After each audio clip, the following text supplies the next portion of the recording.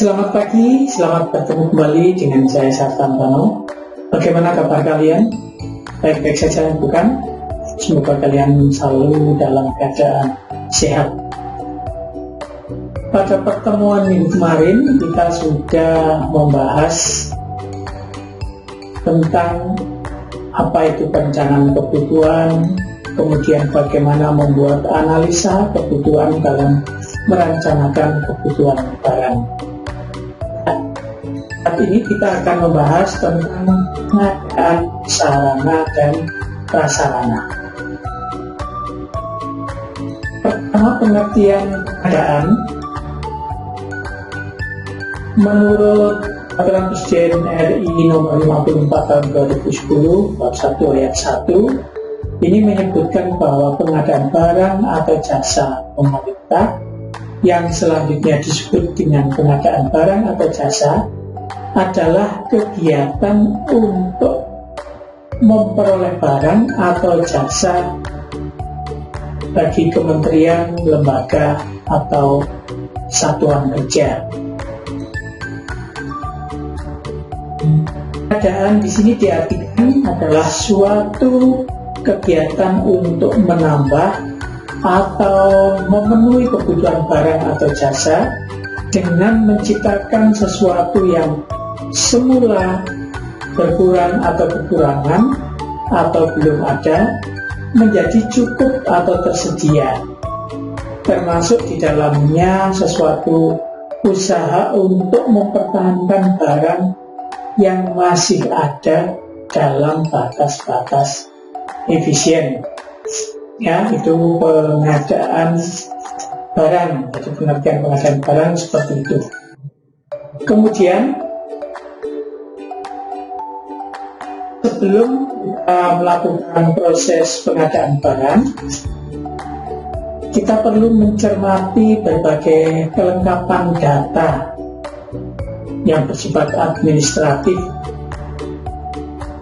Yang pertama yaitu kelengkapan instrumen data atau informasi secara detail dan lengkap tentang barang jasa yang akan dibeli. Jadi data atau informasi tentang barang yang akan kita beli itu harus lengkap. Kemudian yang kedua, pengolahan data atau menguji data, melihat data yang kemarin, bagaimana tentang barang yang akan kita. Yang pertama dalam menguji data ini adalah melihat klasifikasi jenis kegiatan. Pengujian ini meliputi itu apakah barang yang akan dibeli ini sudah sesuai atau belum dengan kegiatan calon pengguna. Misalnya kalau kita lihat ya di kantor Biro Pusat Statistik, itu apabila akan mengadakan sensus, entah itu sensus penduduk atau sensus ekonomi dan lain sebagainya, mereka biasanya membutuhkan peralatan tidak hanya komputer atau laptop, printer, tetapi mereka juga membutuhkan yang sangat dibutuhkan yaitu scanner. Scanner ini untuk men-scan data-data dari formulir-formulir yang berisi data waktu diambil pada waktu sensus. Nah, ini sesuai tidak dengan kegiatan. Tahun kemarin kita butuh ini berarti sekarang juga butuh. Kemudian apakah barang yang akan dibeli sudah sesuai dengan tugas dan fungsi calon pemakai atau belum? Artinya barang-barang itu sesuai dengan tupoksinya pegawai. Dia bagian persuratan membutuhkan laptop, membutuhkan printer. Dia bagian keuangan membutuhkan laptop, membutuhkan mesin hitung dan lain sebagainya. Ini yang dimaksudkan dengan tupoksi. Kemudian pengolahan data atau menguji data yang kedua yaitu melihat klasifikasi dan spesifikasi jenis barang. Klasifikasinya apa saja? Misalnya yang pertama untuk barang bergerak atau barang dipakai. Sebagai contoh kertas. Kertas ini kita membutuhkan ukurannya A4 atau F4. Membutuhkan yang 60 gram, yang 70 gram atau 80 gram dan lain sebagainya. Ini selain klasifikasinya juga spesifikasi barang itu harus jelas. Kemudian untuk barang bergerak atau tidak dipakai, contohnya perabot dan peralatan. Kalau itu perabot misalkan meja yang akan kita beli yang dibutuhkan, itu spesifikasinya bagaimana? Oh, ini meja untuk staf, berarti menggunakan meja ukuran setengah biru. Meja ukuran setengah biru itu standarnya adalah dengan menggunakan kayu keras. Ukurannya adalah lebarnya 70 cm, panjangnya 120, tingginya 75 cm. Ini spesifikasinya jelas.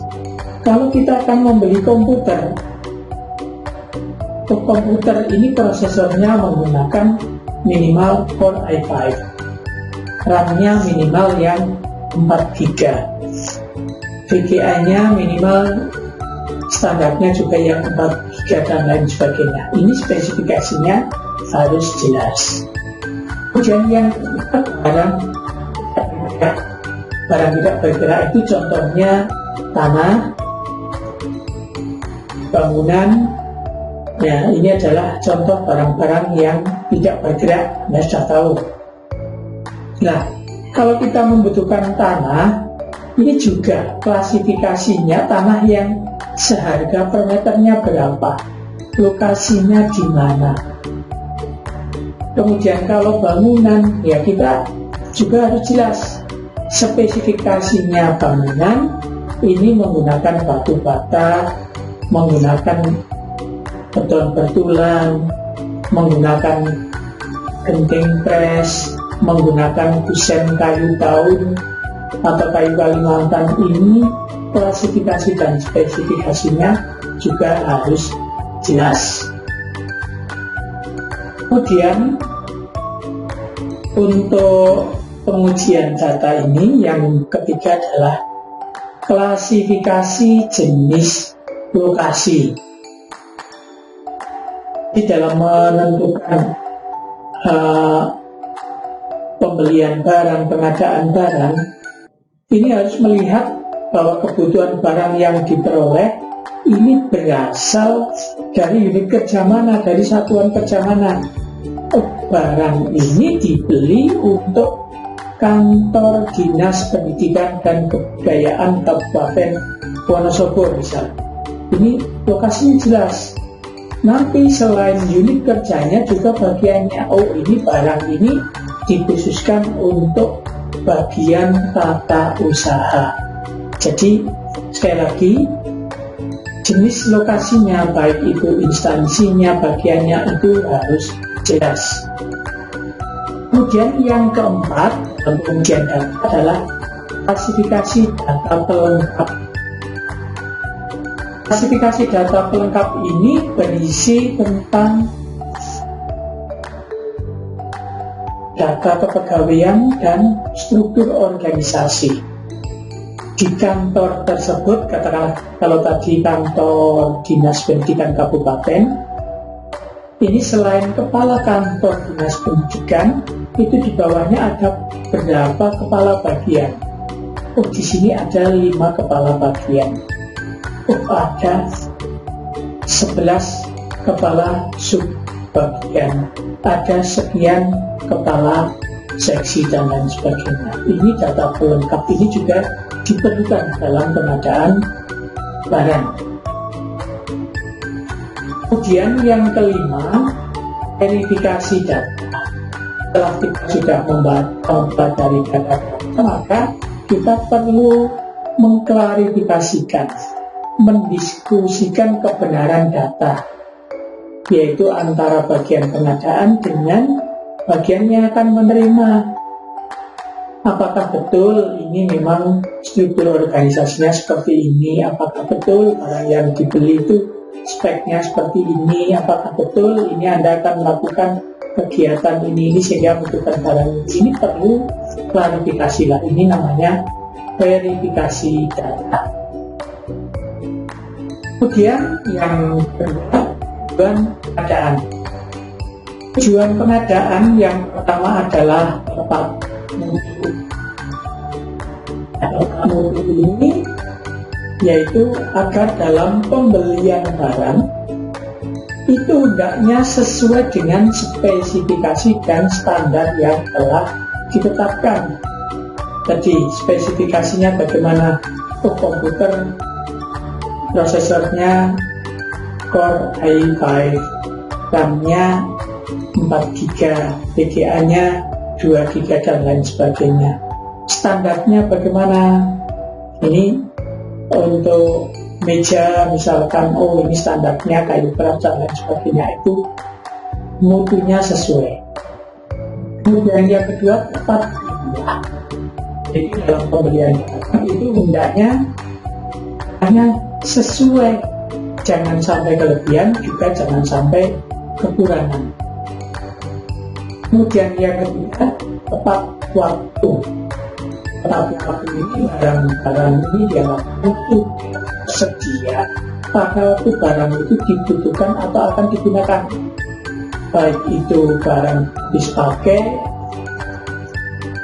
seperti kertas dan lain sebagainya, atau barang bergerak tidak habis pakai seperti peralatan dan lain sebagainya. Jangan sampai kita sudah akan menggunakan komputernya tidak ada, termasuk misalnya itu barang tidak bergerak seperti bangunan atau ruangan, jangan sampai ruangan pas akan dibutuhkan belum selesai, ini berarti tidak tepat waktu. Kemudian yang keempat, sumber. Tepat sumber ini adalah bahwa barang-barang itu harus diperoleh dari sumber yang benar, yang memenuhi persyaratan. Kalau kita akan membeli barang, ya barang itu dari toko yang jelas. Jangan membeli barang dari selundupan meskipun harganya murah dan lain sebagainya. Membeli barang pada toko yang tidak jelas dan lain sebagainya, ini yang dimaksud dengan tepat sumber. Kemudian yang kelima, harga. Barang yang akan kita beli ini harganya harus wajar, sesuai dengan rencana dan sesuai dengan situasi dan kondisi pasar pada waktu pengadaan barang tersebut. Kemudian yang keenam, atau lokasi. Dalam pengadaan barang ini hendaknya barang tersebut sesuai dengan permintaan user atau pemesan. Jadi saya sudah mencontohkan tempat atau lokasi, oh ini untuk kantor dinas pendidikan Kabupaten Wonosobo, ini untuk bagian tata usaha. Dan yang ketujuh, aturan. Ini juga perlu diperhatikan. Ini agar tidak melanggar peraturan atau undang-undang atau tidak terkena permasalahan. Ya, sekarang ini banyak pejabat yang dituduh korupsi, itu bukan karena dia menggunakan uang, memakai uang, mengambil uang, tidak, tetapi juga karena kesalahan prosedur dalam pembelian barang. Ini bisa disalahkan menurut undang-undang atau melanggar hukum. Nah, untuk itu kita harus tepat peraturan. Pembelian harus dilaksanakan mengikuti peraturan yang diberlakukan. Aturannya bagaimana? Oh, pengadaan barang ini harus lelang terbuka. Pengadaan barang ini, penunjukan ini harus diikuti semua. Kemudian yang berikutnya, asas pengadaan. Asas pengadaan yang pertama yaitu asas kecepatan. Asas kecepatan ini maksudnya adalah bahwa dalam pengadaan barang ini harus sesuai dengan jadwal kegiatan, mulai dari perencanaan nanti sampai barang itu harus sesuai dengan jadwal kecepatan. Pesan barang selama 1 minggu, setelah 1 minggu ternyata barang datang, ini berarti sesuai jadwal. Dan asas ketepatan ini adalah bahwa dalam keadaan barang ini kualitas dan kuantitas ini harus tepat, harus sesuai. Kualitasnya bagaimana, kuantitasnya bagaimana, tadi sudah saya jelaskan. Kalau komputer speknya bagaimana, kalau perabot speknya bagaimana, kalau hubungan speknya bagaimana, ini harus sesuai. Itu berarti kita sesuai dengan asas kemudian yang ke asas kebenaran. Asas kebenaran ini adalah bahwa apa yang kita lakukan benar, yaitu sesuai dengan peraturan-peraturan yang berlaku. Baik itu dari anggarannya dari mana, pembelanjaannya bagaimana, prosedurnya bagaimana, semua sesuai dengan peraturan yang berlaku. Kemudian yang keempat, asas pengamanan. Asas pengamanan ini adalah dengan keamanan barang. Apakah keutuhan barang, kualitas barang ini tetap terjaga selama pengiriman barang sampai barang itu sampai guna. Artinya itu kendaraan mobil ya, lecet tapi dibawa sampai ke tempat kita. Kalau itu barang yang sudah pecah ya tidak tetap. Kalau itu mesin ya tidak ada lepasan dan sebagainya, dan semua ini masih bisa digunakan. Nah, dengan baik ini maka itu adalah sesuai dengan asas pengamanan. Kemudian yang berikutnya, prinsip pengadaan. Kalau tadi kita berbicara mengenai asasnya, sekarang prinsip dalam pengadaan kita harus berpegangan pada prinsip-prinsip. Yang pertama, prinsip efisiensi. Efisiensi ini bahwa dalam penggunaan anggaran untuk pengadaan barang ini harus sesuai dengan dana yang tersedia, ya, mahal. Dan pula juga tidak mengeluarkan biaya-biaya pengadaan barang yang tidak diperlukan. Ini maksudnya efisiensi. Kita membeli barang, wah kelihatannya murah, ternyata barangnya kita ambil sendiri. Untuk menuju ke tempat pengambilan barang kita membutuhkan kendaraan, membutuhkan tenaga untuk mengangkat, menurunkan. Ini berarti tidak efisien. Kemudian yang kedua, prinsip efektif. Efektif ini jadi bahwa dalam keadaan barang atau barang-barang yang kita beli itu harus sesuai dengan kebutuhan dan sasaran yang telah ditetapkan, serta memberikan manfaat yang sebesar-besarnya bagi pengguna barang. Jadi jangan sampai kita membeli barang itu tidak bisa digunakan secara maksimal. Kita beli alat elektronik misalnya, alat elektronik ini akan kita gunakan untuk waktu yang lama. Ternyata barang ini setelah kita gunakan 1 jam panas harus didinginkan dulu, dipakai lagi panas didinginkan lagi. Komputer setiap kali kita gunakan 2 jam hang, harus kita dinginkan dulu. Ini berarti termasuk setelah barang kita beli ternyata tidak digunakan sesuai dengan kegunaannya. Ini juga tidak sesuai dengan prinsip efektif. Kemudian yang ketiga, transparan.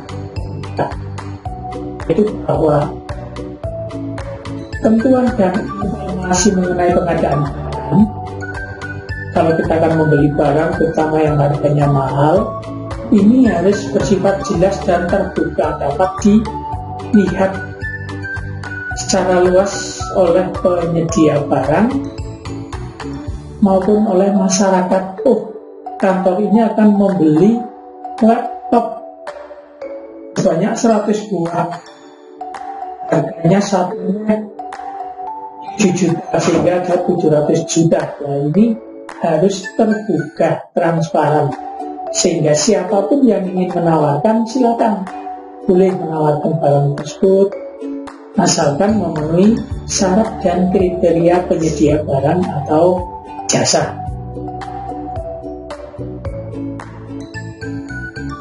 Kemudian prinsip yang keempat adalah prinsip membuka. Membuka ini maksudnya pengadaan barang atau jasa ini dapat diikuti oleh semua penyedia barang atau jasa atau orang yang ingin menawarkan barang atau jasa yang akan kita beli, yaitu biasanya CV. Ini ada syarat dan kriteria untuk perusahaan-perusahaan yang boleh menawarkan barang atau sebagai penyedia barang dan jasa. Selama penyedia barang jasa itu memenuhi persyaratan, maka boleh mengikuti penawaran barang ke kita. Ini prinsip kedua. Dan yang kelima, prinsip bersaing.